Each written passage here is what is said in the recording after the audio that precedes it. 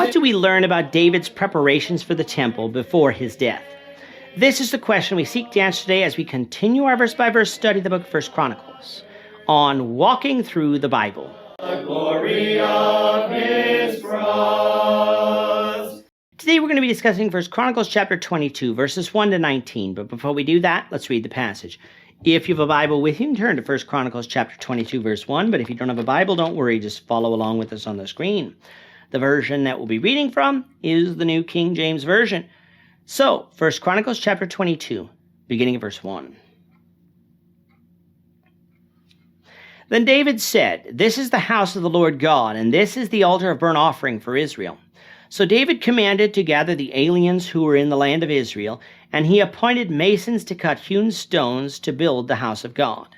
And David prepared iron in abundance for the nails of the doors of the gates and for the joints, and bronze in abundance beyond measure, and cedar trees in abundance. For the Sidonians and those from Tyre brought much cedar wood to David. Now David said, "Solomon my son is young and inexperienced, and the house to be built for the Lord must be exceedingly magnificent, famous, and glorious throughout all countries. I will now make preparations for it." So David made abundant preparations before his death. Then he called for his son Solomon and charged him to build a house for the Lord God of Israel. And David said to Solomon, "My son, as for me, it was in my mind to build a house to the name of the Lord my God. But the word of the Lord came to me, saying, You have shed much blood and have made great wars. You shall not build a house for my name, because you have shed much blood on the earth in my sight. Behold, a son shall be born to you, who shall be a man of rest, and I will give him rest from all his enemies all around. His name shall be Solomon, for I will give peace and quietness to Israel in his days. He shall build me a house for my name, and he shall be my son, and I will be his father, and I will establish the throne of his kingdom over Israel forever. Now, my son, may the Lord be with you, and may you prosper, and build the house of the Lord your God, as he said to you. Only may the Lord give you wisdom and understanding, and give you charge concerning Israel, that you may keep the law of the Lord your God. Then you will prosper, if you take care to fulfill the statutes and judgments with which the Lord charged Moses concerning Israel. Be strong and of good courage. Do not fear nor be dismayed. Indeed, I have taken much trouble to prepare for the house of the Lord 100,000 talents of gold and 1,000,000 talents of silver and bronze and iron beyond measure, for it was so abundant. I have prepared timber and stone also, and you may add to them. Moreover, there are workmen with you in abundance, woodsmen and stone cutters, and all types of skillful men for every kind of work. Of gold and silver and bronze and iron there is no limit. Arise and begin working, and the Lord be with you." David also commanded all the leaders of Israel to help Solomon his son, saying, "Is not the Lord your God with you? And has he not given you rest on every side? For he has given the inhabitants of the land into my hand, and the land is subdued before the Lord and before his people. Now set your heart and your soul to seek the Lord your God. Therefore arise and build the sanctuary of the Lord God, to bring the ark of the covenant of the Lord and the holy articles of God into the house that is to be built for the name of the Lord." Sometimes the chronicler is accused of overlooking some of David's sins in order not to stain David's reputation. The fact of the matter is the chronicler did no such thing. Sure, he doesn't mention David's most famous sin, but that's because his aim in this book is not to give Israel's national history. The books of Samuel and Kings can do that. Instead, his main goal is to give Israel a national identity through their tribes and through the temple worship. Thus, when focusing on David, the chronicler first establishes that David is a faithful, mighty king, one whom God gave authority to organize the temple worship. And then, of course, we see that organization. The sins of David that the chronicler chooses to focus on are the ones surrounding the temple worship, namely the incorrect moving of the Ark of the Covenant and the census.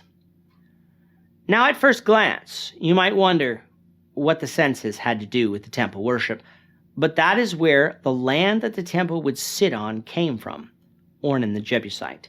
His land was situated just north of the walls of Jerusalem in the days of David, and David would buy that land in order to erect an altar to God at God's direction, so that the plague sent by God to punish Israel for the census would subside. And because God answered David from that altar, while the tabernacle itself was still at Gibeon, David kept that altar there and worshipped there instead of at Gibeon. Now this doesn't mean that the tabernacle worship at Gibeon ceased, nor was David telling Israel not to offer sacrifices there. It's just that David chose to worship in Jerusalem, seemingly with God's approval. Coming to chapter 22, and we can surmise that some time has passed. The reason we can surmise this is because when David defeated the Ammonites and the Philistines, that would have been around the time of David's sin with Bathsheba.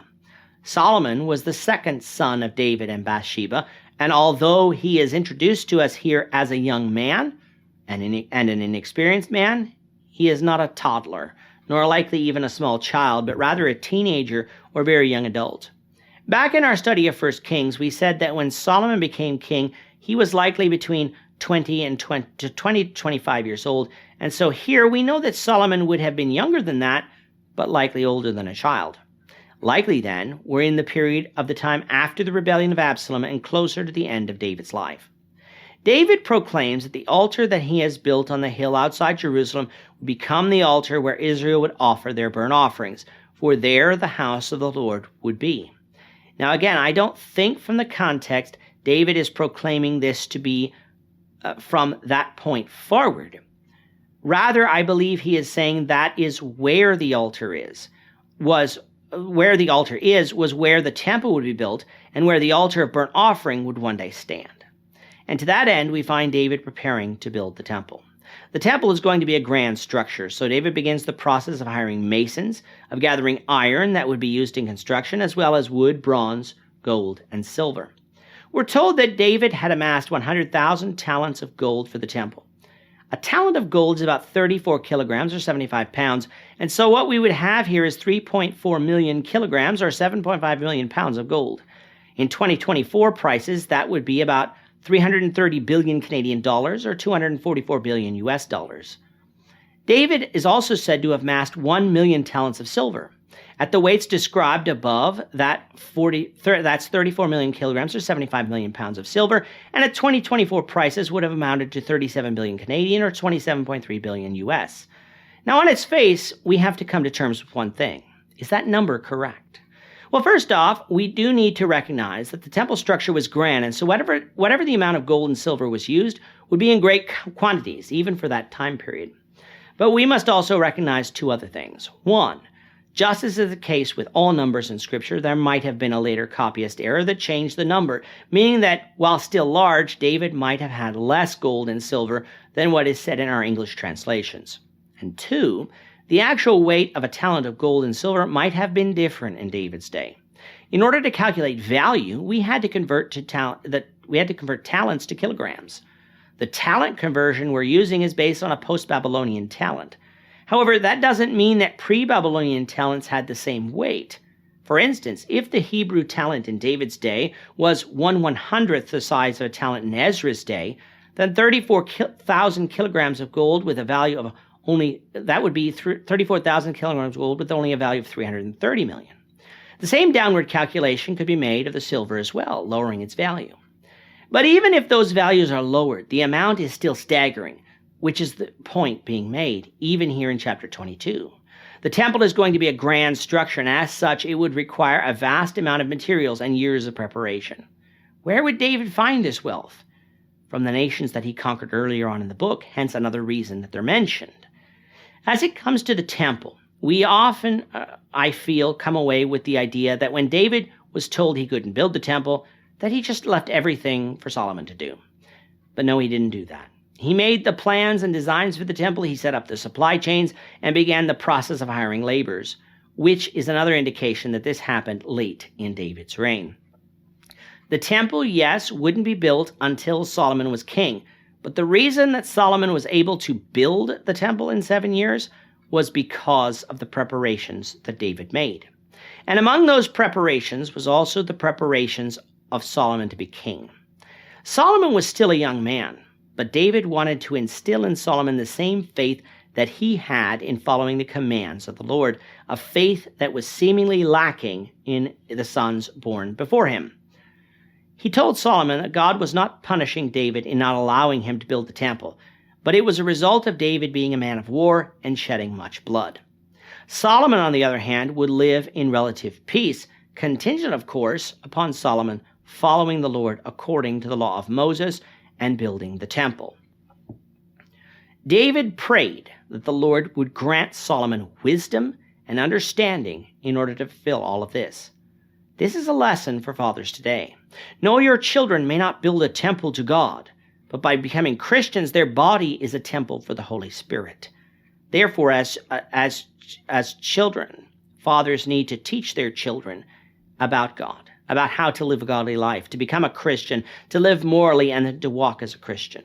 When they get older, their faith will need to become their own. But if fathers don't lay a good foundation through the Word of God at a young age, that faith will not likely germinate at all. And if you look at the early part of Solomon's reign, David's words proved very effective. Yes, Solomon changed later in life, but that was not David's fault. David did what he was supposed to do. Let's teach our children likewise.